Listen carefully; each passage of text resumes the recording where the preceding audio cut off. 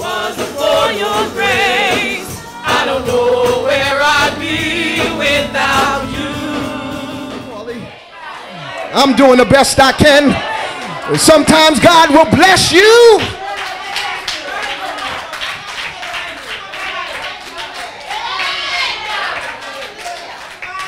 You may not want anyone to know, but sometimes God will blow you up right in front of your enemy, just so God can say, look at him now. Look at her now. What God has for you, you ought to touch your neighbor and tell him it is for you. Samuel would have selected another brother, but God said man looks at the outward appearance, but I look at the heart. And I'm glad about that, because man, when man looks at me and they see a certain thing, I'm glad that God sees beyond what man can see. God does not anoint based on your looks. I know some of y'all think you cute, but you don't get a cute anointing. He's not impressed with our physical appearance. God is looking at your heart. Compared to his brothers, David didn't look like much. He didn't look like king material, but God had a plan for his life. And though the pouring, look at it, the pouring of oil over David's head was important, you don't want to miss the second part of that verse, because it says that the Spirit, somebody say Spirit. I'm hurrying. The Spirit of the Lord came upon David. From that day on, look at your neighbor and tell him, I don't know what you did in the past, but your anointing is in the future. I submit to you today, my brothers and sisters, that I don't care much, I don't care how much oil the preacher may put on you. You're not truly anointed until God lays his hand on you. When the Spirit comes upon you, you're ready for battle. And I wonder if anybody in here is ready for battle. You say, Pastor, well, I don't have any battles. Oh, yes, you do. You got some battles in your life. When you have his Spirit, you know that he's with you, no matter what you face. Folks may criticize you, they may hate on you, but God will be with you. Be not dismayed, whate'er betide. God will take care of you. Everyone, look, in the army, including David's brothers, was scared of Goliath. But David said, I'm ready to fight. And when you got God on your side, no one can be against you. Because if God before you, look at your neighbor and say, who can be against you? They mocked David, and Saul said, you can't fight him. Look at the text, you're too young. In other words, the odds are stacked against you. 9-foot Goliath versus David, the shepherd boy. They underestimated David. But I discovered that when man underestimates, that's when God steps in.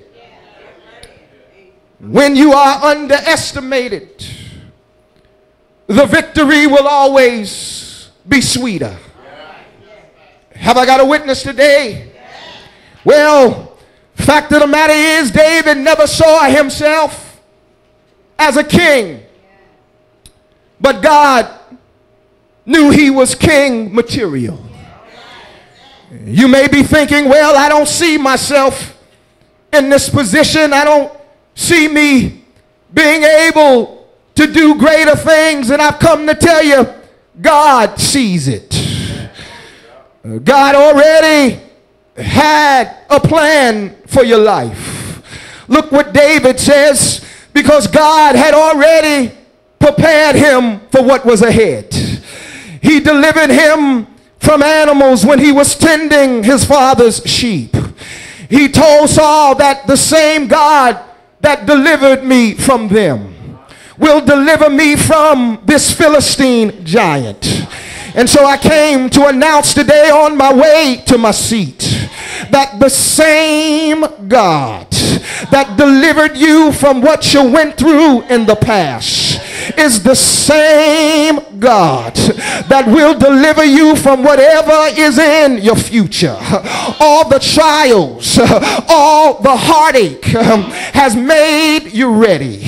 Look at your neighbor and say, neighbor, after all I've been through, I'm ready now. After all the pain I suffered, after all the tears I cried, look at somebody and tell them I'm ready now. He brought me out and he'll bring me out again. Have I got a witness? Well, I got to tell you now what happened to young David.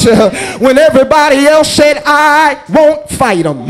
When everybody else was scared. Touch your neighbor and say, I'm not scared. When everybody else ran, David stepped up to the plate and he said, the Lord is my shepherd. Can't get no help in here. I shall not want. Can I get a witness?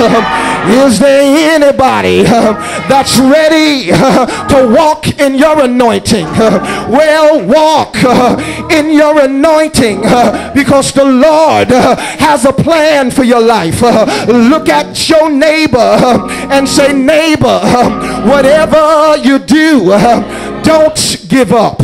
Say, neighbor, whatever you do, keep pressing forward because the Lord, I said the Lord will make a way somehow. Won't he do it? He'll make a way out of no way. He'll make your enemies your footstool.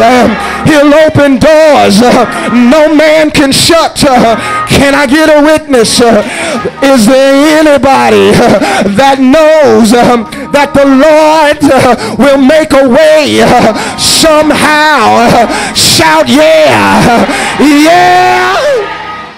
You have just heard an encouraging word from our pastor, Reverend Dr. Michael S. Corley, in which the sermon was entitled, Walk in Your Anointing, on this Sunday, June 27, 2010, at our 11 a.m. service, where the text was taken from 1 Samuel chapter 16, verse 13, and from chapter 17, verse 32.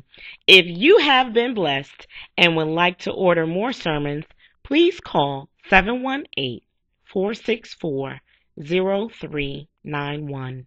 Join us next time and be sure to tell someone how this Gethsemane experience has blessed you. I have tried to make it on my